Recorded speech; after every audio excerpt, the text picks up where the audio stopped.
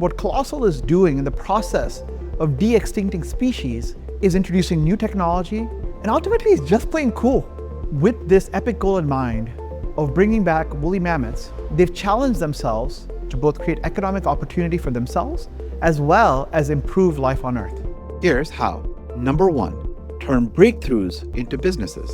I'm curious, how do you think about the business of all this? All the technologies that we develop on the path to de-extinction, we open source for conservation. We ensure that the technologies can be applied, the ones that can be applied to human healthcare, industrial use cases, we monetize because we are a for-profit. But you've got to be able to have an economic model around it. The core technologies in our de-extinction stack, there's a huge application in the licensing and the spin out of the technologies. We spun out a technology company that we supercharge to microbes that breaks the chemical bonds of plastic. The same platform that can deliver you a mammoth can also ensure that you have microbes that eat plastics that can create drought-resistant cattle or super growing plants. Number 2, create a conservation toolkit.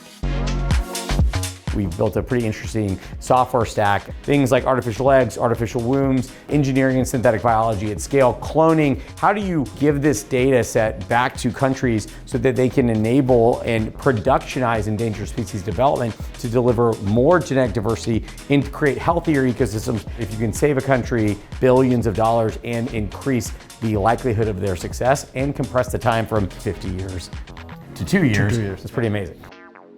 Number 3, accelerate human healthcare.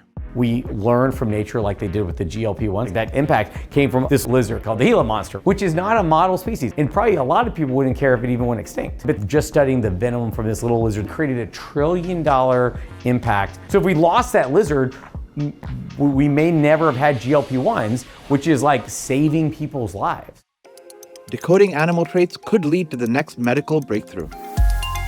Elephants don't really get cancer. It's about 3% compared to 20+% in humans, mostly because of an overexpression of this protein called P53. You'd expect that with that many cells. In that many divisions, they'd have a much higher rate. So how we can do evolutionary mapping and predictions in the future, I think that's all just going to continue to accelerate. With access to compute, the data, and the AI systems.